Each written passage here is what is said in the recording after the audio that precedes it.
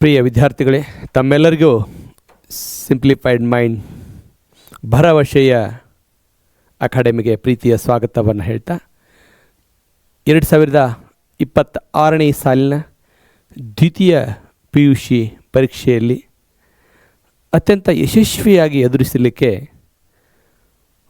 ಭಾಷಾಭ್ಯಾಸ ಒಂದು ಕಾರಣ ಆಗತ್ತೆ.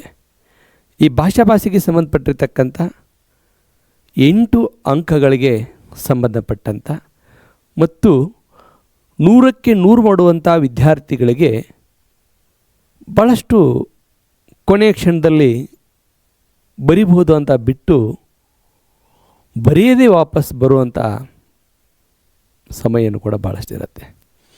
ಹಾಗಾಗಿ ವಿದ್ಯಾರ್ಥಿಗಳೇ, 100ಕ್ಕೆ 100 ಅಂಕಗಳನ್ನ ಮಾಡುವಂಥ ಸಂದರ್ಭದಲ್ಲಿ ಪ್ರತಿಯೊಂದು ಅಂಕವೂ ಕೂಡ ನಮಗೆ ಮಹತ್ವದ್ದೇ ಆಗಿರುತ್ತೆ. ಹಾಗಾಗಿ ಇಲ್ಲಿ ನೀವು ಪ್ರೌಢಾವಸ್ಥೆಯಲ್ಲಿರ್ತೀರಿ, ನಿಮಗೆ ವ್ಯಾಕರಣ ಸ್ವಲ್ಪ ಪ್ರಮಾಣದಲ್ಲಿದ್ದರೂ ಕೂಡ ಬರವಣಿಗೆ ಹೆಚ್ಚಿನ ಒಂದು ಪ್ರಮಾಣದಲ್ಲಿರುತ್ತೆ. ಒಂದು ವಾರ್ಷಿಕ ಪರೀಕ್ಷೆಯಲ್ಲಿ ಎಷ್ಟು ಎತ್ತರದ ಶಿಖರಕ್ಕೇರಿರ್ತೀವೋ ಆಗ ಕೆಳಗೆ ಬೀಳುವ ಸಾಧ್ಯತೆಗಳು ಹೆಚ್ಚಿರ್ತವೆ. ಹಾಗಾಗಿ ಎತ್ತರಕ್ಕೆ ಏರಿದ ಹಾಗೆ ನಮ್ಮ ಜವಾಬ್ದಾರಿಯೂ ಕೂಡ ಹೆಚ್ಚಾಗತ್ತೆ ಅನ್ನುವಂಥದ್ದು ತಮಗೆ ಗೊತ್ತಿರಲಿ ವಿದ್ಯಾರ್ಥಿಗಳೇ. ಒಂದೊಂದು ಅಂಕಗಳು ಕೂಡ ಇಲ್ಲಿ ಮುಖ್ಯ. ಹಾಗಾಗಿ ನಾನಿಲ್ಲಿ ತಮಗೆ ಸಂಕ್ಷಿಪ್ತಕರಣಗೊಳಿಸ್ತಾ ಹೇಳ್ತಾ ಬರ್ತೀನಿ. ಪ್ರಾರಂಭದಲ್ಲಿ ನಾವು ವ್ಯಾಕರಣವನ್ನು ಪ್ರಾರಂಭ ಮಾಡ್ತಕ್ಕಂಥದ್ದು, ಭಾಷಾಭ್ಯಾಸ ಪ್ರಾರಂಭ ಮಾಡ್ತಕ್ಕಂಥದ್ದು. ಇಲ್ಲಿ ನಾಮಪದದಿಂದ ಪ್ರಾರಂಭ ಮಾಡ್ತಾಯಿದ್ದೀನಿ ನಾನು. ಬಹುಶಃ ಗದ್ಯ ಮತ್ತು ಪದ್ಯವನ್ನು ಪಾಠ ಮಾಡುವಂಥ ಸಂದರ್ಭದಲ್ಲಿ ಬಹಳಷ್ಟು ಉಪನ್ಯಾಸಕರು ಈ ಅಂಶಗಳನ್ನ ಗಮನಿಸಿರ್ತಾರೆ. ನಾವು ಸಾರಾಂಶದ ರೀತಿಯಲ್ಲಿ ಓದ್ಕೊಂಡು ಹೋದಂಥ ಸಂದರ್ಭದಲ್ಲಿ ನಮಗೆ ಕೈತಪ್ಪಿ ಹೋಗುವಂಥ ಸಾಧ್ಯತೆ ಇರುತ್ತೆ. ಹಾಗಾಗಿ ನಾವೇನು ಮಾಡಬೇಕಾಗತ್ತೆ ಅಂದರೆ ಇಲ್ಲಿ ಅವುಗಳನ್ನೇ ಕುರಿತು ವಿಶೇಷವಾಗಿ ಅಧ್ಯಯನ ಮಾಡತಕ್ಕಂಥದ್ದು ಅಂತ ಹೇಳ್ತೀವಿ. ಇಲ್ಲಿ ನಾಮಪದದಿಂದ ಪ್ರಾರಂಭ ಮಾಡೋಣ. ನಾಮಪದ ಅಂತಂದರೆ ವಸ್ತು, ವ್ಯಕ್ತಿ, ಸ್ಥಳ, ಹೆಸರನ್ನು ಹೇಳ್ತಕ್ಕಂಥದ್ದು ಅಂತ. ರೂಢನಾಮ, ಅಂಕಿತನಾಮ, ಅನ್ವರ್ತಕ ನಾಮ ಅನ್ನುವಂಥದ್ದು ಇಲ್ಲಿ 3 ರೀತಿಯಾಗಿರ್ತಕ್ಕಂಥ ನಾಮಪದಗಳನ್ನ ಗುರುತಿಸ್ತೀವಿ. ರೂಢನಾಮ ಅಂತಂದರೆ ರೂಢಿಯಿಂದ ಬಂದಿರತಕ್ಕಂಥದ್ದು. ನಮ್ಮ ಹಿರಿಕರೆಲ್ಲ ಹೀಗೆ ಹೇಳ್ತಾ ಬಂದಿದ್ದಾರೆ. ಏನು ಹೇಳ್ತಾರೆ ಅಂತ ಗೊತ್ತಿಲ್ಲ, ಅದಕ್ಕೆ ಹೇಳ್ತಾರೆ. ಉದಾಹರಣೆಗೆ ಹೇಳಬೇಕಂತಂದರೆ ನಾವು ಹಿಂದಿಯಲ್ಲಿ ಪತ್ತರ್ ಅಂತೀವಿ, ಇಂಗ್ಲೀಷಲ್ಲಿ ಸ್ಟೋನ್ ಅಂತೀವಿ, ಕನ್ನಡದಲ್ಲಿ ಕಲ್ಲು ಅಂತೀವಿ. ಕಲ್ಲು ಯಾಕೆ ಅಂತೀವಿ ಗೊತ್ತಿಲ್ಲ. ಹಾಗೆ ನಾಮಪದ ರೂಢಿಯಿಂದ ಹಿಂದಿನ ಜನ ಬಳಸ್ತಾ ಬಂದರೆ ನಾವು ಅದನ್ನು ಬಳಸ್ತಾ ಹೋಗ್ತಾ ಇದ್ದೀವಿ ಅನ್ನೋದಕ್ಕೆ ಇಲ್ಲಿ ನಾಮಪದ ರೂಢನಾಮ, ದೇಶ, ಪರ್ವತ, ಶಾಲೆ. ಇದೇ ಎರಡನೇದು ಬರ್ತಕ್ಕಂಥದ್ದು ಅಂಕಿತನಾಮ. ಅಂಕಿತ ಅಂತಂದರೆ ಇಟ್ಟ ಹೆಸರು ಅಂತ. ನಾವು ಒಂದು ಕ್ಷಣ ಯೋಚನೆ ಮಾಡಿ, ಎಲ್ಲದಕ್ಕೂ ಹೆಸರು ಇರದೇ ಇದ್ದರೆ ಏನಾಗ್ತಿತ್ತು? ದೇಶಗಳ ಮಧ್ಯ ಗಡಿ ಸಮಸ್ಯೆಗಳಿರ್ತಿರಲಿಲ್ಲ, ಜಾತಿ ಧರ್ಮಗಳಿರ್ತಿರಲಿಲ್ಲ. ನಾವೆಲ್ಲರೂ ಒಂದು ರೀತಿ ಪ್ರಾಣಿಗಳ ಥರ ಬದುಕ್ತಿದ್ದೀವಿ. ಈಗ ನಮ್ಮೆಲ್ಲರಿಗೂ ಹೆಸರಂತ ಇದೆಯಲ್ಲ, ಹಾಗಾಗಿ ಇಟ್ಟ ಹೆಸರಿಗೆ ನಾವೇನಂತ ಕರಿತೀವಿ? ಅಲ್ಲಿ ಅಂಕಿತ ನಾಮ ಅಂತ ಕರಿತೀವಿ. ಉದಾಹರಣೆಗಾಗಿ ದೇಶ ಅನ್ನುವಂಥದ್ದು ರೂಢನಾಮವಾದರೆ ಭಾರತ ದೇಶ ಅನ್ನುವಂಥದ್ದು ಅಂಕಿತನಾಮ. ಪರ್ವತ ಅನ್ನುವಂಥದ್ದು ರೂಢನಾಮ ಆದರೆ ಹಿಮಾಲಯ ಪರ್ವತ ಅಂತಕ್ಕಂಥದ್ದು ಅಂಕಿತನಾಮ. ಶಾಲೆ ಅಂತಕ್ಕಂಥದ್ದು ರೂಢನಾಮ ಆದರೆ ಶಾರದಾ ಶಾಲೆ ಅಂತಕ್ಕಂಥದ್ದು ಅಂಕಿತನಾಮ. ಹಾಗಿದ್ರೆ ಇದನ್ನು ಪ್ರಶ್ನೆ ಯಾವ ರೀತಿ ಕೇಳ್ಬೋದು?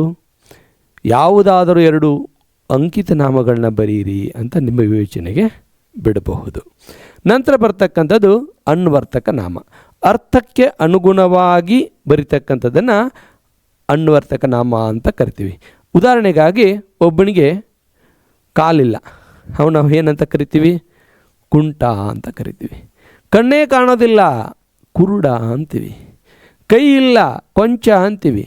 ಇನ್ನು ವೃತ್ತಿ ಆಧಾರಿತವಾಗಿ ಬರ್ತವೆ ವಕೀಲ, ವೈದ್ಯ, ಉಪನ್ಯಾಸಕ, ಶಿಕ್ಷಕ, ಇವೆಲ್ಲವೂ ಕೂಡ ಅನ್ವರ್ತಕ ನಾಮ ಆಗ್ತಾವೆ. ಇನ್ನು ಸಂಖ್ಯಾವಾಚಕ ಮತ್ತು ಸಂಖ್ಯೆಯ ವಾಚಕವನ್ನು ನೋಡೋಣ. ಸಂಖ್ಯಾವಾಚಕ ಮತ್ತು ಸಂಖ್ಯೆಯ ವಾಚಕಕ್ಕೆ ಸ್ವಲ್ಪ ವ್ಯತ್ಯಾಸವಿದೆ. ರಾಮನು ಓಡಿಸಿದ 10 ಕುದುರೆಗಳಲ್ಲಿ ಶ್ಯಾಮನದೇ ಮೊದಲನೆಯದು. ಇಲ್ಲಿ 10 ಅಂತಕ್ಕಂಥದ್ದು ಸಂಖ್ಯಾವಾಚಕ, ಮೊದಲನೆಯದು ಅನ್ನುವಂಥದ್ದು ಸಂಖ್ಯೆಯ ವಾಚಕ. ಅದೇ ರೀತಿ ಅಂತಹ ಇಂತಹ ಹಾಗೂ ಹೀಗೂ ಅಂತ ಹೇಳ್ತೀವಲ್ಲ, ಅನೇಕ ಅದು ಹೇಳ್ತಕ್ಕಂಥದ್ದು ಪ್ರಕಾರವಾಚಕ ಪ್ರಮಾಣವಾಚಕಗಳು ಬರುತ್ತೆ. ಅತ್ಯಂತ ಹೆಚ್ಚು ಗಮನ ಕೊಡ್ತಕ್ಕಂಥದ್ದು ನಮ್ಮ ದ್ವಿತೀಯ PUCಯಲ್ಲಿ ನಾಮಪದಗಳಲ್ಲಿ ಗುಣವಾಚಕಗಳನ್ನು ನಾವು ಹೆಚ್ಚು ಗಮನಿಸ್ತೀವಿ. ಬಹಳಷ್ಟು ಸಾರಿ ಪ್ರಶ್ನೆ ಪತ್ರಿಕೆಯಲ್ಲಿ ಗುಣವಾಚಕಗಳನ್ನು ಕೇಳಿರ್ತಕ್ಕಂಥ ಉದಾಹರಣೆಗಳನ್ನು ಕೂಡ ನಾವು ನೋಡ್ತೀವಿ. 2024ನೇ ವಾರ್ಷಿಕ ಪರೀಕ್ಷೆಯಲ್ಲಿ ಹುಷಿ ನಿದ್ದೆ, ಗಟ್ಟಿಪಾದ, ಬೆಳ್ಳಿ ಲೋಟ ಈ ಪದಗಳ ಗುಣವಾಚಕವನ್ನು ಬರೀರಿ ಅಂತೇಳಿದರು. ಆ ಗುಣವಾಚಕವನ್ನು ವಿವರಣೆ ಮಾಡುವಂಥ ಸಂದರ್ಭದಲ್ಲಿ ನಾನು ನಿಮಗೆ ಹೇಳ್ತೀನಿ. ಹಾಗಾಗಿ ಇಲ್ಲಿ ನಾವು ಗುಣವಾಚಕಗಳನ್ನ ನೋಡಬೇಕಂತ ಸಂದರ್ಭದೊಳಗಡೆ ಆತ್ಮೀಯ ವಿದ್ಯಾರ್ಥಿಗಳೇ, ಇಲ್ಲಿ ಪ್ರಾರಂಭದಲ್ಲಿ ನಾವು ನೋಡ್ತೀವಿ ಏನನ್ನ ಅಂತಂದರೆ ವಕ್ತ್ರ ಪದ್ಮ ಅನ್ನುವಂಥದ್ದು ಕೊಟ್ಟಿದ್ದಾರೆ. ಇಲ್ಲಿ ಪದ್ಮ ಅನ್ನುವಂಥದ್ದು ಗುಣವಾಚಕ ಆಗತ್ತೆ. ಇಲ್ಲಿ ಗುಣವಾಚಕ ಅಂತಂದ್ರೇನು? ವಿಶೇಷ ಮತ್ತು ವಿಶೇಷಣ. ವಿಶೇಷವಾಗಿರ್ತಕ್ಕಂಥದ್ದೇನು? ಅವಳು ಚೆನ್ನಾಗಿ ಹಾಡಿದಳು. ಹಾಡುವುದು ಸಾಮಾನ್ಯ, ಚೆನ್ನಾಗಿ ಅಂತಕ್ಕಂಥದ್ದು ವಿಶೇಷ. ಹಾಗಾಗಿ ಇಲ್ಲಿ ವಕ್ತ್ರ ಅಂದರೆ ಮುಖ. ಇದು ಕದಡಿದ ಸೆಲ್ಲಂ ತಿಳಿವಂದದೆ ಅಂತಕ್ಕಂಥ ಪದ್ಯಭಾಗದಲ್ಲಿ ಬಂದಿರತಕ್ಕಂಥದ್ದು. ವಕ್ತ್ರ ಬಾಡಿದ ಮಂಡೋದರಿಯ ಮುಖ ಹೆಂಗಾಗಿತ್ತಂದರೆ ಬಾಡಿದ ವಕ್ತ್ರ ಪದ್ಮದಂತೆ, ಬಾಡಿ ಹೋಗಿರ್ತಕ್ಕಂಥ ಕಮಲದ ಹೂವಿನಂಗಾಗಿತ್ತು, ತಾವರೆ ಹೂವಿನಂಗಾಗಿತ್ತು ಅಂತ ಹೇಳ್ತಾರಲ್ಲ. ಹಾಗಾಗಿ ವಕ್ತ್ರ ಪದ್ಮ ಅಂತ ಕೊಟ್ಟಿದಲ್ಲಿ ಪದ್ಮ ಇದು ಗುಣವಾಚಕ ಬರೀಬೇಕು. ಪೊಲ್ಲವಾರ್ತೆ, ಕಚರ ಕಾಂತೆಯರು ರಾವಣನಿಗೆ ಬರುವಿಕೆಯನ್ನು ಸೀತೆಗೆ ಹೇಳಿದಂಥ ಸಂದರ್ಭದಲ್ಲಿ ಸೀತಾಮಾತೆ ಮನಸ್ಸಿನಲ್ಲಿ ಅನ್ಕೋತಾಳೆ, ಎಲ್ಲಿ ರಾಮ ಲಕ್ಷ್ಮಣನ ಕುರಿತು ಪೊಲ್ಲ ವಾರ್ತೆಯನ್ನು ಕೇಳುವಂತಾಯಿತೆ. ಪೊಲ್ಲ ವಾರ್ತೆ ಅಂದರೆ ಕೆಟ್ಟ ವಾರ್ತೆ, ವಾರ್ತೆ ಅಂದರೆ ಸುದ್ದಿ, ಪೊಲ್ಲ ಅಂದರೆ ಕೆಟ್ಟ, ಪೊಲ್ಲ ಗುಣವಾಚಕ. ಅದೇ ರೀತಿ ವಚನಗಳಲ್ಲಿ ಬರ್ತಕ್ಕಂಥದ್ದು ಮಂಗಳಲಿಂಗ, ಅಂಗದ ಮೇಲಿದ್ದು ಅನ್ಯಲಿಂಗಗಳ ನೆನೆಯುವನು ನಿಮ್ಮ ಭಕ್ತನೇ.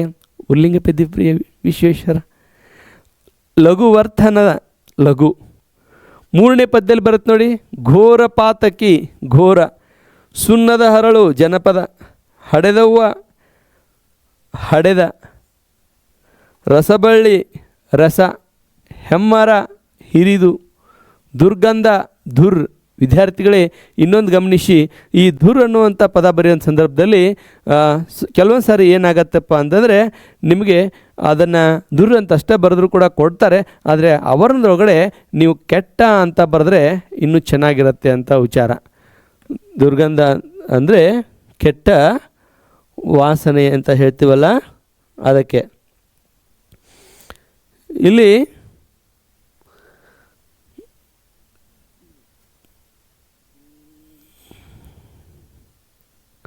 ಗಮನಿಸಬೇಕಾದಂಥದ್ದು ವಿದ್ಯಾರ್ಥಿಗಳೇ. ಅದೇ ರೀತಿಯಾಗಿ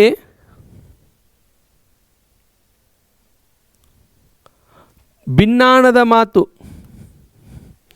ಭಿನ್ನಾಣದ ಮಾತು ಅಂತಂದರೆ ಇಲ್ಲಿ ನಾವು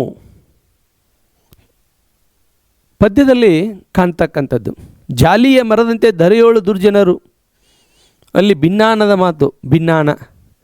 ದುರ್ಜನ ಇಲ್ಲಿ ಕೂಡ ಧುರ್. ಬಂಗಾರದ ಬಳೆ ಬಂಗಾರ, ಮಂಕಾದ ಮಡದಿ ಮಂಕು, ಕೊರೆವ ಕೂಳು ಕೊರೆವ ಕೂಳು ಕೊರೆವ, ಹಾಸುಗಂಬಿ. ಇದನ್ನು ನಮಗೆ ಕೇಳಿರ್ತಕ್ಕಂಥದ್ದನ್ನು ಗಮನಿಸಬಹುದು ವಿದ್ಯಾರ್ಥಿಗಳೇ. ಹಾಗಾಗಿ ಇಲ್ಲಿ 2023ನೇ ಇಸ್ವಿಯಲ್ಲಿ ಈ ಹಾಸುಗಂಬಿ ಎನ್ನುವಂಥ ಗುಣವಾಚಕವನ್ನು ಬರೀರಿ ಅಂತ ಕೇಳಿದರು. 2023. ಇನ್ನೊಂದು ರಸಬಳ್ಳಿ ಅಂತಕ್ಕಂಥದ್ದು ಕೂಡ ರಸ. ಇದನ್ನು 2023 ಮಾರ್ಚಲ್ಲಿ ನಡೀತಕ್ಕಂಥ ಆ್ಯನ್ಯುವಲ್ ಎಕ್ಸಾಮಲ್ಲಿ ಕೇಳಿರ್ತಕ್ಕಂಥದ್ದನ್ನು ಗಮನಿಸಬೇಕು. ಇದು ಗುಣವಾಚಕಕ್ಕೆ ಸಂಬಂಧಪಟ್ಟಂಥ ಇನ್ನೂ ಚರ್ಚೆಯನ್ನು ಮಾಡ್ತಕ್ಕಂಥದ್ದಿದೆ.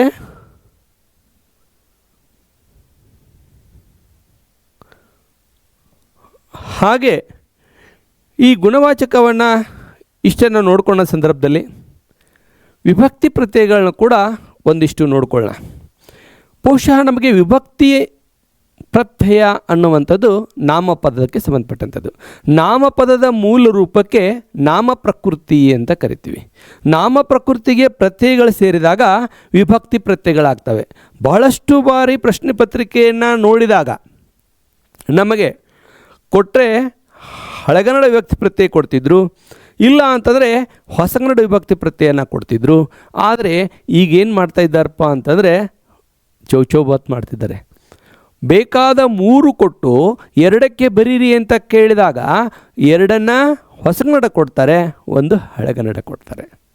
ಯಾವುದನ್ನಾದರೂ ಕೊಟ್ಟರು ಕೂಡ ನಮಗೆ ನಿಯಮ ಗೊತ್ತಿದ್ದರೆ ತುಂಬ ಸರಳವಾಗಿ ಬರಿಬೋದಲ್ಲ.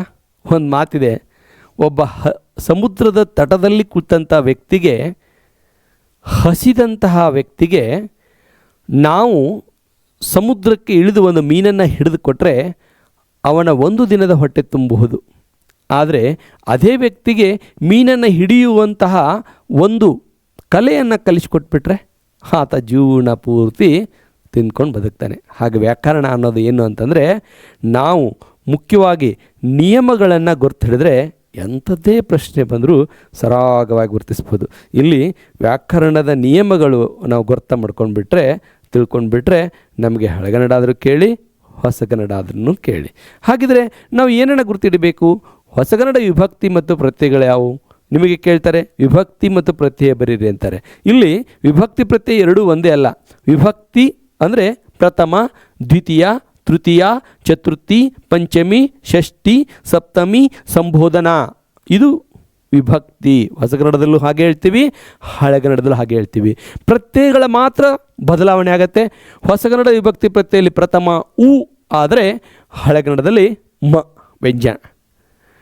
ದ್ವಿತೀಯ ಅಣ್ಣು, ತೃತೀಯ ಇಂದ, ಚತುರ್ಥಿ ಘೇಗೆ ಕೇಯಕ್ಕೆ, ಪಂಚಮಿ ದೆಸೆಯಿಂದ, ಷಷ್ಠಿ ಅ, ಸಪ್ತಮಿ ಅಲ್ಲಿ ಒಳಗೆ, ಸಂಬೋಧನಾ ಎ ಇರ.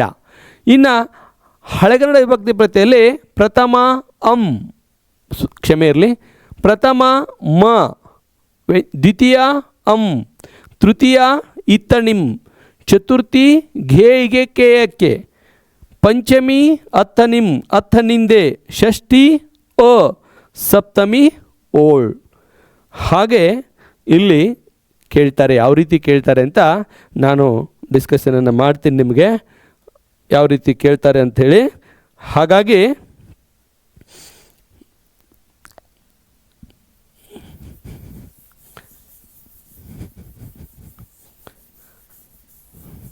ನಿಮಗೆ 2 ರೀತಿಯಾಗಿರ್ತಕ್ಕಂಥ ಪ್ರಶ್ನೆಗಳನ್ನ ಕೇಳಲಿಕ್ಕೆ ಸಾಧ್ಯ ಇರತಕ್ಕಂಥದ್ದು ಅಂತ ಆಗಲೇ ಹೇಳಿದೆ. 2 ರೀತಿ ಅಂತಂದರೆ ಒಂದು ಹಳೆಗನ್ನಡ ಮತ್ತು ಹೊಸಗನ್ನಡ ಸೇರಿಸಿ ಇರ್ತಕ್ಕಂಥದ್ದು. ಉದಾಹರಣೆಗಾಗಿ ನಿಮಗೆ 2024ನೇ ಇಸ್ವಿಯಲ್ಲಿ ಈ ಕೆಳಗಿನ ವಿಭಕ್ತಿ ಪ್ರತ್ಯಯಗಳನ್ನು ಹೆಸರಿಸಿ ಅಂತ ಹೇಳಿದ್ದಾರೆ. ಒಂದು ಬಲ್ಲವರಿಂದ, ಬಲ್ಲವರಿಂದ 2024 ವಾರ್ಷಿಕ ಪರೀಕ್ಷೆಯಲ್ಲಿ ಇಲ್ಲಿ ಇಂಧ ಅಂತಕ್ಕಂಥದ್ದು. ಹಾಗಾಗಿ ನೀವೇನು ಮಾಡಬೇಕಿಲ್ಲಿ ವಿಭಕ್ತಿ ಪದಗಳನ್ನು ಬರೀರಿ ಅಂತ ಕೇಳಿದ್ದಾರೆ, ವಿಭಕ್ತಿಗಳನ್ನ ಬರೀರಿ ಅಂದಿದ್ದಾರೆ, ಪ್ರತ್ಯೇಕ ಕೇಳಿಲ್ಲ. ಹಾಗಿದ್ರೆ ನೀವು ತೃತೀಯ ಅಂತ ಬರೆದ್ರೆ ಸಾಕು. ಆದರೆ ಇನ್ನು ಕೆಲವೊಬ್ಬರು ಇನ್ನೊಂದು ಸ್ವಲ್ಪ ಡೀಪಾಗಿ ಹುಡುಗನ ಗೊತ್ತಿದೇನಾ ಅಂತ ಕೇಳ್ತಾರೆ, ಅವ್ರನ್ನೊಳಗೆ ಸುಮ್ಮನೆ ಇಂಧ ಅಂತ ಬರೆದ್ಬಿಡಿ, ತುಂಬ ಸರಳ. ಅದೇ ರೀತಿ 2024ರಲ್ಲಿ ಇನ್ನೊಂದು ಕೇಳಿದ್ದಾರೆ, ಮೊಮ್ಮಗಳನ್ನು,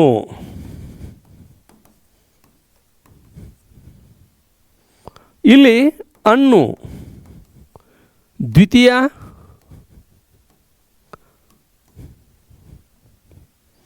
ಅದೇ ರೀತಿ ಇನ್ನೊಂದು ಕೇಳಿದ್ದಾರೆ ತಿಮ್ಮಪ್ಪನವರಲ್ಲಿ,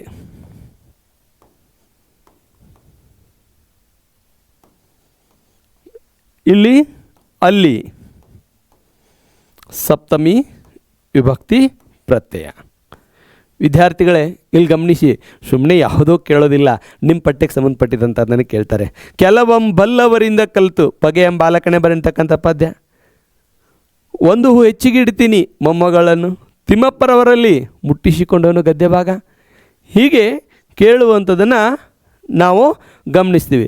ಅದೇ ರೀತಿ ಮೂರನೇ ಮಾದರಿ ಪ್ರಶ್ನೆ ಪತ್ರಿಕೆಯಲ್ಲಿ ಕೇಳಿರ್ತಕ್ಕಂಥ ಉದಾಹರಣೆಗಳು ನೋಡಬೇಕಾದ್ರೆ ಇಲ್ಲಿ ಹೇಳ್ತಾರೆ, ಕೆಳಗಿನ 2 ಪದಗಳ ವಿಭಕ್ತಿಗಳನ್ನ ಹೆಸರಿಸಿ ಅಂತಿದೆ. ಮೊದಲನೇದು ಮನೆಯಲ್ಲಿ ಅಂತ ಕೊಟ್ಟಿದ್ದಾರೆ. 2025-26ನೇ ಸಾಲಿನ ಮಾದರಿ ಪ್ರಶ್ನೆ ಪತ್ರಿಕೆ 2025-26ನೇ ಸಾಲಿನ ಮಾಡೆಲ್ ಪ್ರಶ್ನೆ ಪತ್ರಿಕೆಯಲ್ಲಿ 3ನೇ ಮಾದರಿ ಪ್ರಶ್ನೆ ಪತ್ರಿಕೆಯಲ್ಲಿ ನಿಮಗೆ ಕೇಳ್ತಾರೆ, ಏನು ಕೇಳಿದ್ದಾರೆ ಅಂತಂದರೆ ಮನೆಯಲ್ಲಿ, ಇಲ್ಲಿ ಕೂಡ ಅಲ್ಲಿ, ಸಪ್ತಮಿ. ಅದೇ ರೀತಿ ಎರಡನೇದು ಕೇಳಿದ್ದಾರೆ ಹಾಡು ಹಕ್ಕಿ,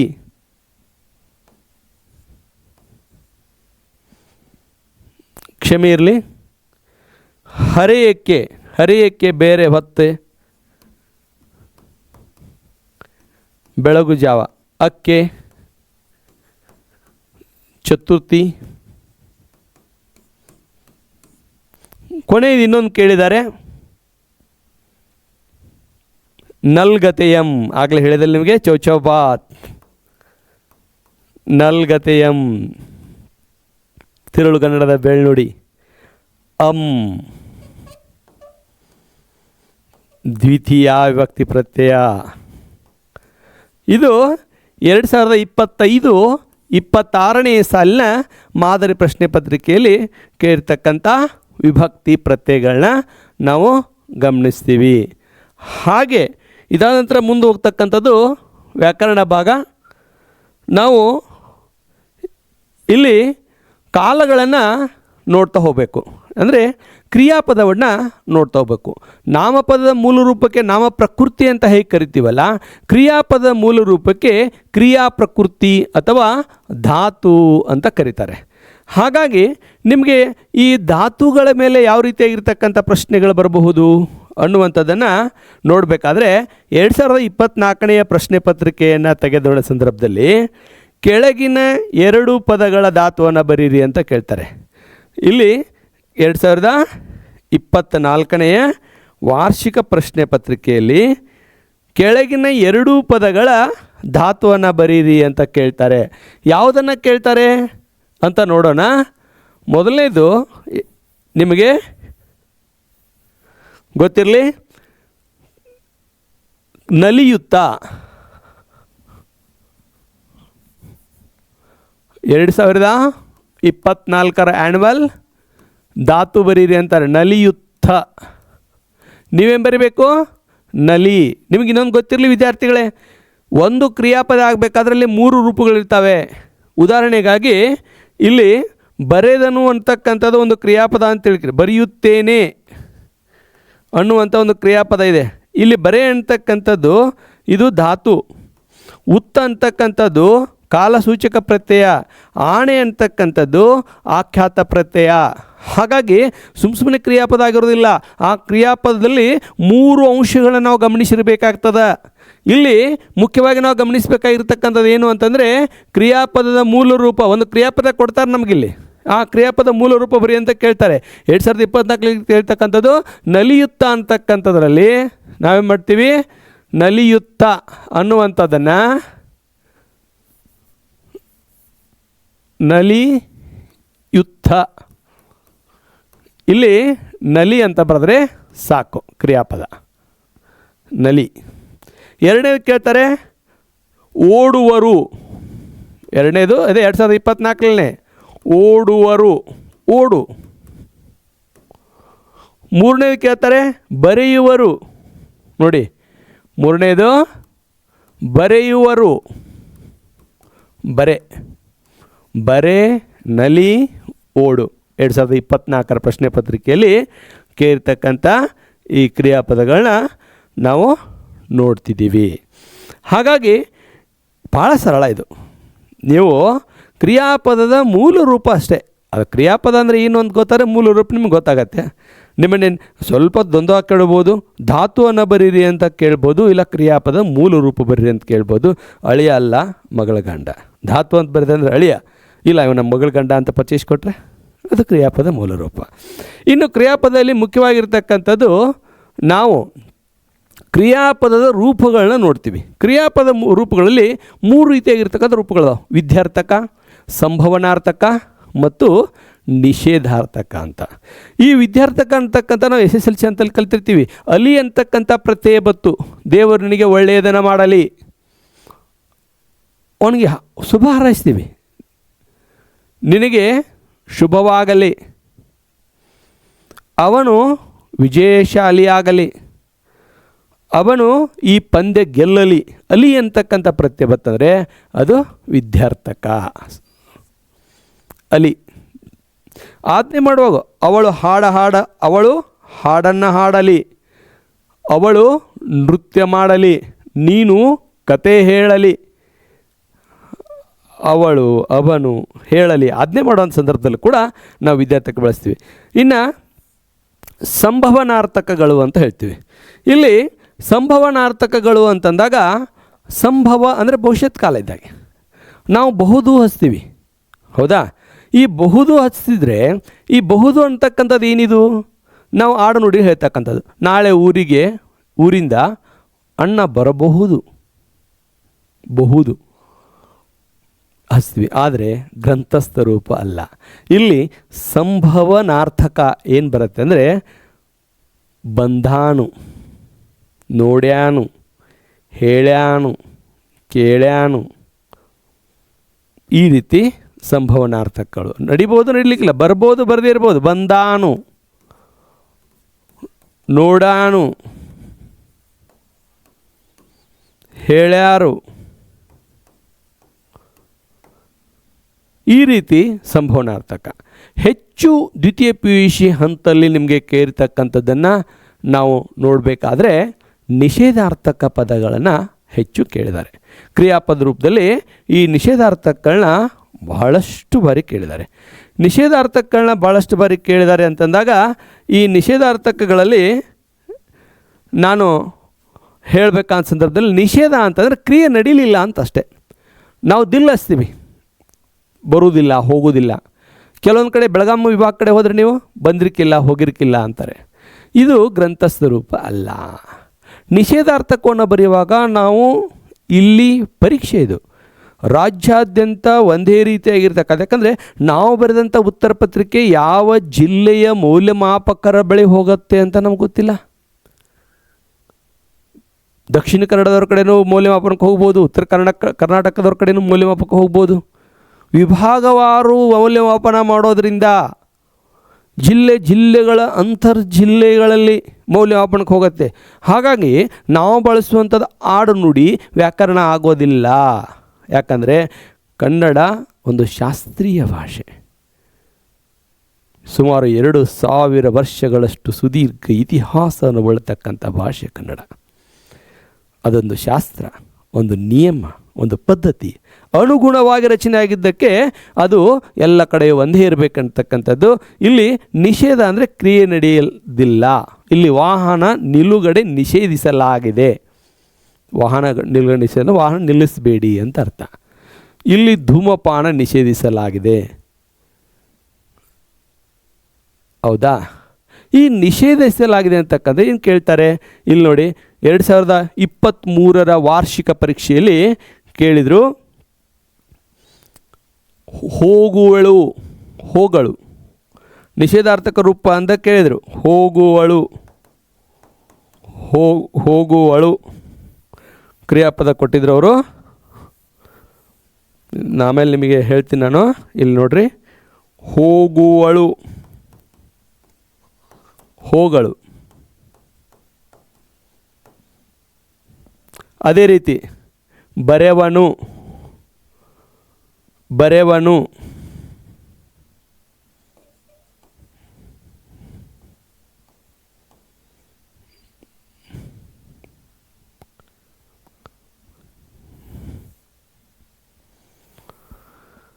ಅದೇ ರೀತಿ ಕರೆಯಿತು, ಕರೆಯನು, ಕರೆಯದು, ಕರೆಯಿತು, ಕರೆಯದು.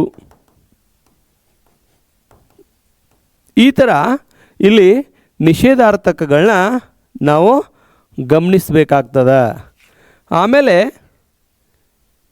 ಇಲ್ಲಿ ಇನ್ನೊಂದು ಗಮನಿಸಬೇಕಂತ ವಿಚಾರ, ಕ್ರಿಯೆ ನಡೀಲಿಲ್ಲ ಅಂತ ತಿನ್ನನು, ಕೇಳನು, ಹೇಳನು, ಬರೆಯನು, ನೋಡನು, ತಿಳಿತು, ಮಾಡನು, ನೋಡನು. ಇನ್ನೊಂದು ಹೇಳ್ತಾರೆ, ಮಾಡುವುದರ ಭಾವ ಮಾಟ, ನೋಡುವುದರ ಭಾವ ನೋಟ. ಅದು ಬಿಟ್ಬಿಡೋಣ. ಈಗ ನಿಷೇಧಾರ್ಥಕ ಮಾತ್ರ ಗಮನಿಸಿ ನೀವು ಇಲ್ಲಿ. ಹಾಗಾಗಿ ಇದನ್ನು ನಾವು ಕ್ರಿಯಾಪದದ ಮೂಲ ರೂಪಗಳೊಳಗಡೆ 3 ರೂಪಗಳನ್ನ ನೋಡ್ತೀವಿ. ವಿಧ್ಯರ್ಥಕ, ಸಂಭವನಾರ್ಥಕ, ನಿಷೇಧಾರ್ಥಕ ಅಂತಕ್ಕಂಥ 3 ರೂಪಗಳನ್ನ ನಾವು ನೋಡ್ತೀವಿ. ಹಾಗಾಗಿ ಈ ಕ್ರಿಯಾಪದಗಳಲ್ಲಿ ನಂತರ ನಾವು ಬಹಳಷ್ಟು ಗಮನಿಸಬೇಕಾದಂಥದ್ದು ಯಾವುದು ಅಂತಂದರೆ ಕಾಲಗಳು. ನೆಕ್ಸ್ಟ್ ಯಾವ್ದು ಗುರುತಿಸ್ಬೇಕು ನಾವು? ಕಾಲಗಳು. ಕಾಲಗಳನ್ನ ಯಾವ ರೀತಿಯಾಗಿ ಕೇಳ್ತಾರೆ? ಈ ಕಾಲಗಳನ್ನ ನಾವು ಗುರುತಿಸ್ಬೇಕಂತ ಸಂದರ್ಭದಲ್ಲಿ ಯಾವ ಥರ ರೀತಿಯಾಗಿರ್ತಕ್ಕಂಥದ್ದನ್ನು ನಾವು ಕಾಲಗಳನ್ನ ಗುರುತಿಸಬೇಕು ಅಂತ ಕೇಳ್ತೀವಿ. ಇಲ್ಲಿ ಕಾಲಗಳು 3: ವರ್ತಮಾನ ಮತ್ತು ಭೂತಕಾಲ, ಭವಿಷ್ಯತ್ ಕಾಲ ಅಂತ. ಈ ನಮಗೆ ಭಾಳ ಸಿಂಪಲ್ಲಾಗಿ ನಿಮಗೆ SSLC ಅಂತಂದ್ರೆ ಏನು ಮಾಡ್ತಾಯಿದ್ರು ಅಂತಂದರೆ, ಒಂದು ಪೂರ್ಣ ವಾಕ್ಯವನ್ನು ಕೊಟ್ಟು ಕ್ರಿಯಾಪದಕ್ಕೆ ಅಡಿಗೆರೆ ಎಳೆದು ಕಾಲವನ್ನು ಸೂಚಿಸಿ ಅಂತ ಕೊಡ್ತಿದ್ರು. ಅಂದರೆ ವಾಕ್ಯ ರೂಪದಲ್ಲಿ ಪ್ರಶ್ನೆ ಇರೋದರಿಂದ ಅದು ಯಾವ ಕಾಲದಲ್ಲಿದೆ ಅನ್ನುವಂಥದ್ದು ನಮಗೆ ತುಂಬ ಸರಳವಾಗಿ ಗೊತ್ತಾಗ್ತಿತ್ತು. ಆದರೆ ಈಗ ನೀವು ಪ್ರೌಢರಾಗಿರ್ತೀರಲ್ಲ, ಬೌದ್ಧಿಕವಾಗಿ ಹೆಚ್ಚು ನೀವು ಜಾಣರಾಗಿರ್ತೀರಲ್ಲ, ನಿಮಗೆ ವಾಕ್ಯ ಕೊಡೋದಿಲ್ಲ. ನೇರವಾಗಿ ನಿಮಗೆ ಏನು ಮಾಡ್ತಾರೆ ಅಂತಂದರೆ ಕ್ರಿಯಾಪದವನ್ನು ಕೊಡ್ತಾರೆ. ಕ್ರಿಯಾಪದದ ಕಾಲಸೂಚಕ ಪ್ರತ್ಯಯವನ್ನು ಬರೆಯಿರಿ, ಕ್ರಿಯಾಪದದ ಕಾಲವನ್ನು ಬರೆಯಿರಿ ಅಂತ ಬಹಳಷ್ಟು ಬಾರಿ ಪ್ರಶ್ನೆಗಳು ಬಂದಿರತಕ್ಕಂಥದ್ದನ್ನು ನೋಡ್ತೀವಿ. ಹಾಗಿದ್ರೆ ನಮಗೆ ಏನು ಗೊತ್ತಿರಬೇಕು? ಕ್ರಿಯಾಪದದ ಕಾಲಗಳು ಅಂತಂದಾಗ ವರ್ತಮಾನ ಕಾಲದ ಕಾಲಸೂಚಕ ಪ್ರತ್ಯಯ ಉತ್ಥ, ಭೂತಕಾಲದ ಕಾಲಸೂಚಕ ಪ್ರತ್ಯಯ ಧ, ಭವಿಷ್ಯತ್ ಕಾಲದ ಕಾಲಸೂಚಕ ಪ್ರತ್ಯಯ ವ ಅಥವಾ ಊವ ಅಂತ. ಹಾಗಿದ್ರೆ ನಮಗೆ ಆಗಲೇ ಹೇಳಿದ ಹಾಗೆ ನಿಮಗೆ ಒಂದು ಕ್ರಿಯಾಪದ ಇದೆ ಅಂದಾಗ ಅಲ್ಲಿ 3 ರೀತಿಯಾಗಿರ್ತಕ್ಕಂಥ ವಿಚಾರಗಳಿರ್ತವೆ ಅಂತ ಹೇಳಿದೆ. ಉದಾಹರಣೆಗಾಗಿ ನಿಮಗೆ 2023ರ ಪ್ರಶ್ನೆ ಪತ್ರಿಕೆಯಲ್ಲಿ ಕೆಳಗಿನ 2 ಪದಗಳ ಕಾಲಸೂಚಕಗಳನ್ನು ಬರೀರಿ ಅಂತ ಕೇಳ್ತಾರೆ. ಹಾಗಾಗಿ ಮೊದಲೇದು ಯಾವುದು ಅಂದರೆ ತಿನ್ನುತ್ತಾರೆ. ನೀವು ಭಾಳ ಸಿಂಪಲ್ಲಾಗಿ ಗಮನಿಸ್ರಿ. ನಾನು ಆಗಲೇ ಹೇಳಿದಾಗೆ ಈ ಪದನ ಮೊದಲು ಒಡೆದು ನೋಡ್ರಿ. ತಿನ್ನು ಧಾತು, ಉತ್ಥ ಕಾಲ ಸೂಚಕ ಪ್ರತ್ಯಯ, ಅರೆ ಅಥವಾ ಆರೆ ಇದು ಆಖ್ಯಾತ ಪ್ರತ್ಯಯ. ಇಲ್ಲಿ ನಮಗೇನು ಬತ್ತು? ತಿನ್ನುತ್ತಾರೆ ಅಂದಾಗ ಉತ್ಥ ಅಂತಕ್ಕಂಥ ಬತ್ತು. ಉತ್ಥ ಅಂತಂದ ಬಂದಾಗ ಏನಾಯ್ತಿದು?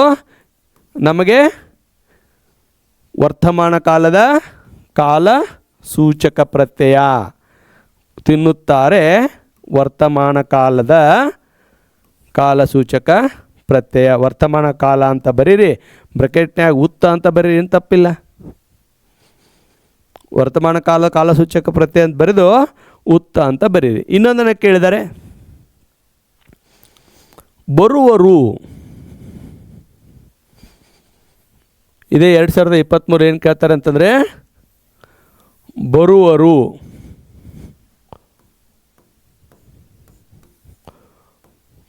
ನಿಮಗೇನು ಗೊತ್ತಾಯ್ತು ಹೇಳ್ರಿ? ಈಗ ಓಕಾರ ಬಂದಿದೆ, ಹಾಗಾಗಿ ಇದು ಭವಿಷ್ಯತ್ ಕಾಲ. ಇದು ಭವಿಷ್ಯತ್ ಕಾಲ. ಇನ್ನೊಂದು ಕೊಟ್ಟಿದ್ದಾರೆ ಹೋದನು. ಇಲ್ಲಿ ದಕಾರ ಇದೆ, ಇದು ಭೂತಕಾಲ. ಒಂದೇ ವರ್ಷದ ಪ್ರಶ್ನೆ ಪತ್ರಿಕೆಯಲ್ಲಿ ವರ್ತಮಾನ ಕಾಲ, ಭೂತಕಾಲ, ಭವಿಷ್ಯತ್ ಕಾಲ 3 ಕಾಲಗಳನ್ನ ನಾವು ಕೇಳ್ತಕ್ಕಂಥದ್ದನ್ನು ಗಮನಿಸ್ತಿದ್ದೀವಿ. ಹೌದು.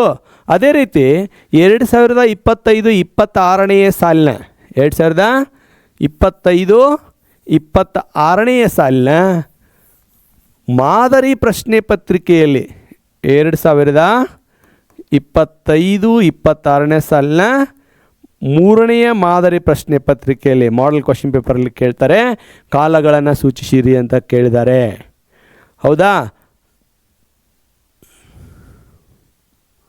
ಅಲ್ಲಿ ನಲಿಯುತ್ತಾ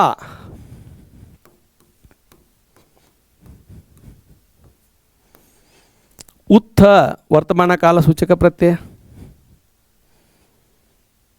ಅದೇ ರೀತಿಯಾಗಿ ನೋಡಿದಳು, ಕ್ಷಮೆ ಇರಲಿ, ಸರಿ ಇದೆ, ತಿಂದನು ದ ಭೂತಕಾಲ,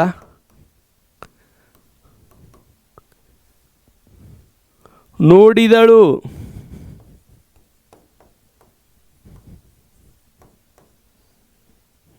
ಇಲ್ಲಿ ಕೂಡ ದ ಭೂತಕಾಲ. ಇದನ್ನು ಕಾಲಸೂಚಕ ಪ್ರತ್ಯಯನ್ನು ಕೇಳ್ಬೋದು, ಇಲ್ಲಾಂದರೆ ನಿಷೇಧಾರ್ಥಕನ ಕೇಳ್ಬೋದು, ಸಂಪೂರ್ಣಾರ್ಥಕನ ಕೇಳ್ಬೋದು. ಕ್ರಿಯಾಪದ ಯಾವುದನ್ನೇ ಕೇಳಿದರೂ ನಾವು ಅದನ್ನು ಗುರುತಿಸಬೇಕು. ಆಗಲೇ ನಿಮಗೆ ಇದನ್ನು ನಾನು ಕ್ರಿಯಾಪದ ಸಂಪೂರ್ಣಾರ್ಥಕನ ಕೇಳುವಂಥ ಸಂದರ್ಭದಲ್ಲಿ ಅಂತ ಹೇಳಿದೆ. ಆದರೆ ಪ್ರಶ್ನೆ ಪತ್ರಿಕೆಯನ್ನು ನೋಡಿದ ಸಂದರ್ಭದಲ್ಲಿ ನಮಗೆ ಇಲ್ಲಿ ಕಾಲವನ್ನು ಸೂಚಿಸಿರಿ ಅಂತ ಕೊಟ್ಟಿದ್ದಾರೆ. 25 ಮತ್ತು 26ನೇ ಸಾಲಿನ ಒಂದು ಪ್ರಶ್ನೆ ಪತ್ರಿಕೆಯಲ್ಲಿ. ಹೌದಾ? ಹಾಗಿದ್ರೆ ವಿದ್ಯಾರ್ಥಿಗಳೇ, ನಿಮಗೆ 2023 ಪ್ರಶ್ನೆ ಪತ್ರಿಕೆ ನೋಡಿದಾಗಾಯಿತು, 2025-26ನೇ ಪ್ರಶ್ನೆ ಪತ್ರಿಕೆ ನೋಡಿದಾಯಿತು.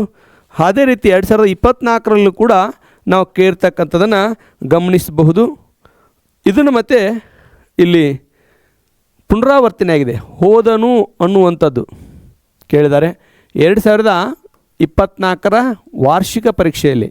ಹೋದನು ಇದು ಕೂಡ ದ ಭೂತಕಾಲ. ಕೇಳುತ್ತಾರೆ ಉತ್ತ ವರ್ತಮಾನ ಕಾಲ. ಕುಣಿಯುವರು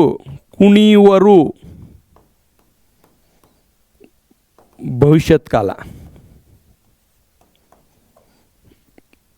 ಈ ರೀತಿಯಾಗಿ ನಾವು ಕಾಲಸೂಚಕಗಳನ್ನ ಮತ್ತು ಪ್ರತ್ಯಯಗಳನ್ನ ನೋಡ್ಬೋದು. ಇಷ್ಟು ಕ್ರಿಯಾಪದದಲ್ಲಿ ಮುಖ್ಯವಾಗಿ ಬರ್ತಕ್ಕಂಥ ಅಂಶಗಳನ್ನ ನಾವು ಗಮನಿಸ್ತೀವಿ. ಇನ್ನು ಸಮಾನಾರ್ಥಕಗಳ ವಿಷಯಕ್ಕೆ ಬಂದಾಗ ಇಲ್ಲಿ ಬೇಕಾದ ನಿಮಗೆ 4ಕ್ಕೆ ಬರೀರಿ ಅಂತ ಕೊಡ್ತಾರೆ. ಅವ್ರು ಕೊಟ್ಟಿರೋದು 6 ಪ್ರಶ್ನೆಗಳು ಕೊಟ್ಟಿರ್ತಾರೆ. ಮತ್ತು ಸಮಾನಾರ್ಥಕ ಪದಗಳ ಬರೆಯುವಂಥ ಸಂದರ್ಭದಲ್ಲಿ ನೀವೇನು ಮಾಡಬೇಕು ಅಂತಂದರೆ ಕನಿಷ್ಠ ಪಕ್ಷ 2 ಬರಿಬೇಕು. ಸಮಾನಾರ್ಥಕಗಳ ಸಮಾನವಾಗಿರ್ತಕ್ಕಂಥ ಅರ್ಥ.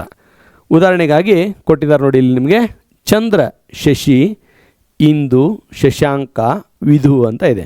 ನೀವು 2 ಬರೆದು ಸಾಕು. ಶಶಿ, ಇಂದು ಅಂತ ಬರೆದ್ರೆ ಸಾಕು. ಕಾಂತಾರ ಇದು 3ನೇ ಪದ್ಯದಲ್ಲಿ ಬಳಕೆ ಆಗಿರ್ತಕ್ಕಂಥದ್ದು. ಕಾಂತಾರ ಅಂದರೆ ಕಾಡು, ಅರಣ್ಯ ಅಂತಕ್ಕಂಥದ್ದು, ವಿಭಿನ್ನ ಅಂತ. ಬಾಣು ಆಕಾಶ, ಮಹಾಪ್ರಾಣ ಅಲ್ಲ, ಭಾನು ಅಂದರೆ ಸೂರ್ಯ, ಬಾಣು ಆಕಾಶ, ಗಗನ, ಆಗಸ. ಕೂಳು ಗೇಡಿಗೆಂಡ್ ಒಡಲ ಹೊರವಿರಿ. ಕೂಳು ಅನ್ನ, ಆಹಾರ, ಬಾಸರ ಕೇಳ್ತಾರೆ. ಕೂಳು ಕೆಲವೊಂದು ಸಾರಿ ಒಂದು ಪದಕ್ಕೆ ವ್ಯಂಗ್ಯಾರ್ಥ, ವ್ಯಾಚಾರ್ಥ, ವಿಶೇಷಾರ್ಥ ಅಂತ ಹೇಳ್ತೀವಿ. ನಮ್ಮ ಮನೆಗೆ ಯಾರಾದರೂ ಬಂದರು ಅಂತಂದರೆ ಊಟ ಮಾಡ್ಕೊಂಡು ಹೋಗ್ರಿ ಅನ್ನೋದು ಅದು ಪ್ರಕೃತಿ. ಪ್ರಸಾದ ತಿಂದು ಹೋಗ್ರಿ ಅನ್ನೋದು ಸಂಸ್ಕೃತಿ.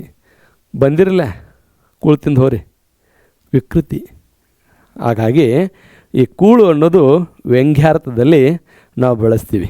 ಹಾಗಾಗಿ ನಾರಿ, ಸ್ತ್ರೀ, ಹೆಣ್ಣು, ಮಾನಿನಿ, ಕಾಳ, ಕಪ್ಪು, ಕತ್ತಲು, ಕಣ್ಣು, ನಯನ, ಅಕ್ಷಿ, ಲೋಚನ, ಉರಗ, ಹಾವು, ಸರ್ಪ, ಮನೆ, ಗೃಹ ಅಲ್ಲ, ಕ್ಷಮೆ ಇರಲಿ, ಗೃಹ, ನಿಲಯ, ನಿವಾಸ, ಅನಲ, ಬೆಂಕಿ, ಅಶ್ರು, ಕಣ್ಣೀರು, ಈ ಥರ ಪದಗಳನ್ನ ನೋಡ್ತೀವಿ. ಇಲ್ಲಿ 2023ರ ಪ್ರಶ್ನೆ ಪತ್ರಿಕೆಯಲ್ಲಿ ಹೇಳ್ತಾರೆ, ಕವಿ ಅಂತಕ್ಕಂಥ ಪದ ಬರುತ್ತೆ ನಮಗೆ. ಕವಿ ಅನ್ನುವಂಥದ್ದು ಅಂದರೆ ಆವರಿಷು ಅನ್ನುವಂಥ ಪದ ಕೇಳ್ತಾರೆ ಇಲ್ಲಿ. ಹಾಗಾಗಿ ಅದನ್ನು ನಾವು ಗಮನಿಸಬೇಕು. ಇಲ್ಲಿ ತೃಷೆಯಾದಡೆ ಅರಸುವನು ಕೆರೆಯ ಉದಕವನು. ತೃಷೆಯಾದಡೆ ಅರಸುವನೇ. ತೃಷೆ ಅಂದರೆ ಬಾಯಾರಿಕೆ, ದಾಹ. ತಮ ಅಂದರೆ ಕತ್ತಲು, ದಿಗಿಲು ಭಯ, ದಿನ್ನೆ ಎತ್ತರದ ಪ್ರದೇಶ ಅಥವಾ ತಿಟ್ಟು, ಗುಡಿ ಮನೆ ದೇವಾಲಯ, ಧನ ಹಣ ಕಾಂಚಾನ, ಧನಿ ಒಡೆಯ, ಧನಿಕ ಸಿರಿವಂತ ಬಲ್ಲಿದ, ತಾರೆ ನಕ್ಷತ್ರ ಚಿಕ್ಕೆ, ನಿತ್ರಾಣ ನಿಶಕ್ತಿ ದೌರ್ಬಲ್ಯ, ನಿತ್ರಾಣ ಸ್ಥಿತಿಯಲ್ಲಿದ್ನು ಅಂತ ಹೇಳ್ತಾರೆ.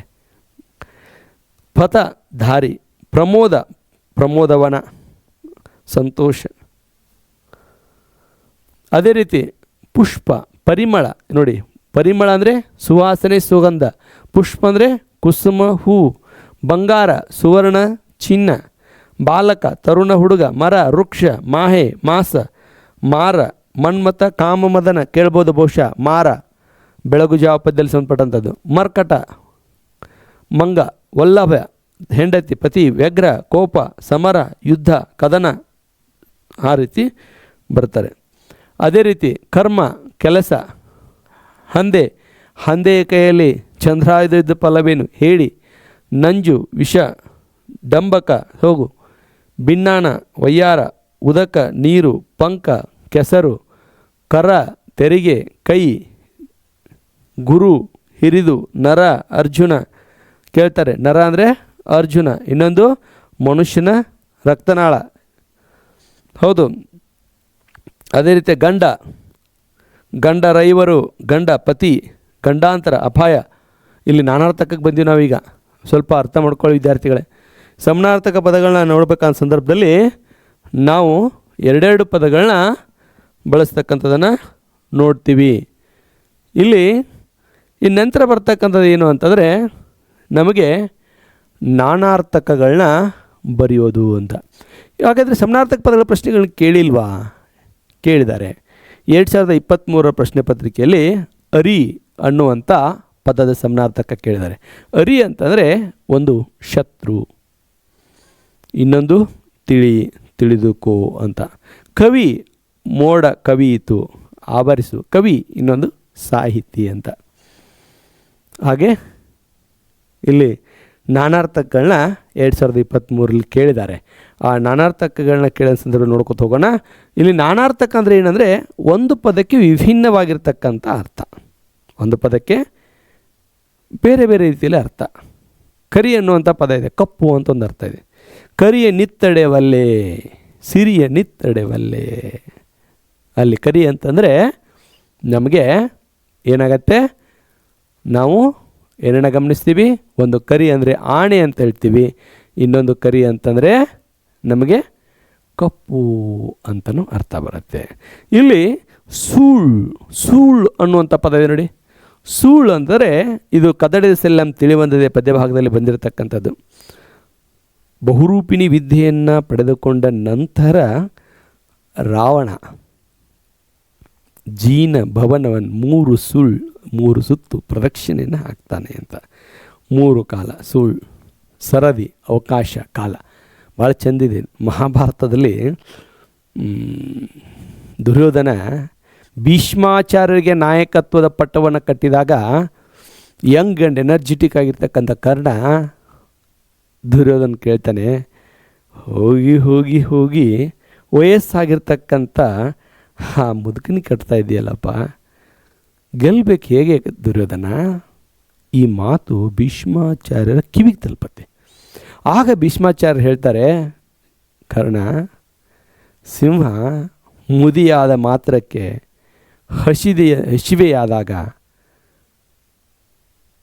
ಅದು ಬೇಟೆಯಾಡಿ ಮಾಂಸವನ್ನೇ ತಿನ್ನತ್ತೆ ವಿನಃ ಹುಲ್ಲನ್ನು ತಿನ್ನೋದಿಲ್ಲ.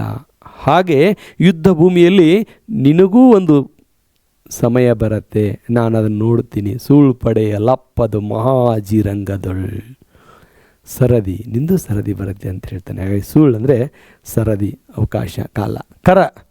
ಕರ ಟ್ಯಾಕ್ಸ್, ತೆರಿಗೆ, ಕೈ, ನಾನಾರ್ಥಕ. ರಾಗ ಸ್ವರ, ಪ್ರೀತಿ. ಕಳೆ ನಷ್ಟ, ಕಾಂತಿ. ಬಗೆ ಯೋಚಿಸು, ವಿಧ. ಉಂಡ ಮನೆಗೆ ಎರಡು ಬಗೆಯಬಾರದು, ಕೆಟ್ಟ ಯೋಚಿಸಬಾರದು ಅಂತ. ಬಗೆ ಬಗೆಯ ತಿಂಡಿ ತಿನಿಸುಗಳಿದ್ದು ವಿಧ ವಿಧವಾಗಿರ್ತಕ್ಕಂಥ ದೊರೆ. ಆಗಲೇ ಹೇಳಿದ್ದಲ್ಲಿ ನಿಮಗೆ 2023ರ ಪ್ರಶ್ನೆ ಪತ್ರಿಕೆಯಲ್ಲಿ ಈ ದೊರೆ ಅಂತಕ್ಕಂಥದ್ದನ್ನು ಕೇಳಿದ್ದಾರೆ. ದೊರೆ ಅಂತಂದರೆ ಇಲ್ಲಿ ದೊರೆ ಶಿಗು ಅರಸ ಅಂತ ಅರ್ಥ. ಗಂಡ ಪತಿ ಅಪಾಯ, ಗಂಡಾಂತರ ಅಂತ ಪದವಾಗ ಅಪಾಯ. ಅರ್ಥ ಹಣಕಾಸು, ಶಬ್ದದ ಅಭಿಪ್ರಾಯ ತಿಳಿಯೋದು. ತೊರೆ ಹರಿವ ನೀರು, ತ್ಯಜಿಸು ನದಿ ಅಂತಲೂ ಅರ್ಥ ಐತಿ.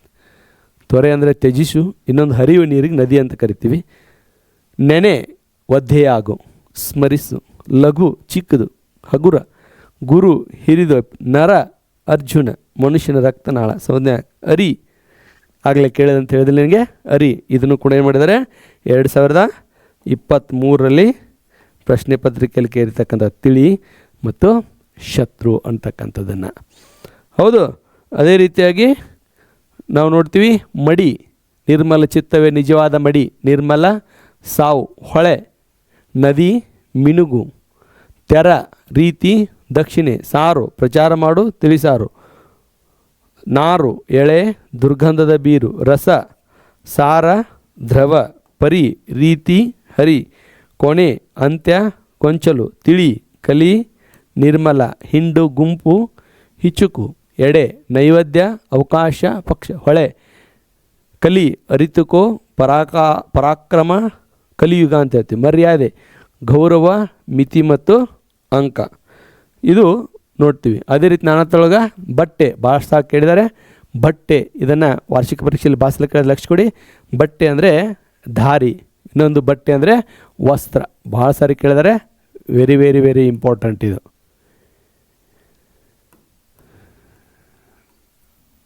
ಉಸಿರು ಶ್ವಾಸ ಹೇಳು. ಸೇರು ಅಳತೆ. ಕೂಡು ತಲುಪು. ಹಿಡಿ ಕಾವು ಮುಷ್ಟಿ. ಹದ್ದು ಅಡಿ ಕಂದ. ಮುನಿ ಇದು ಸಹ ಭಾಷೆಯಲ್ಲಿ ಕೇಳಿದ್ದಾರೆ. ಮುನಿ ಕೋಪ. ಋಷಿ ಉತ್ತರ ದಿಕ್ಕು ಅನಂತರ ಜಾಬ. ಅರಸು ಇದನ್ನು ಕೇಳ್ತಾರೆ ಭಾಳ ಸಾರಿ. ರಾಜ ಹುಡುಕು. ಎಳೆ ಚಿಗುರು. ದಾರ ಫಲ ಹಣ್ಣು. ಇಲ್ಲಿ ಕವಿ ಆಗಲೇ ಹೇಳಿದ್ನಲ್ಲ 2023ರಲ್ಲಿ ಕೇಳಿರ್ತಕ್ಕಂಥದ್ದು ಕಾವ್ಯ ರಚನಾಕಾರ ಅಥವಾ ಸಾಹಿತಿ ಅಥವಾ ಆವರಿಸು ಅಂತ. ಮಣ್ಣಿಸು. ಬಂಟ ತೂಗು ಬಿಂಬ ಭಾವ. ಹತ್ತಿ ಹತ್ತಿ ಕೇಳ್ತಾರೆ. ಅರಳೆ ಮತ್ತು ಏರು. ಅದೇ ರೀತಿ ನಾವು ಮುಂದಿನ ಭಾಗಕ್ಕೆ ಹೋಗೋಣ.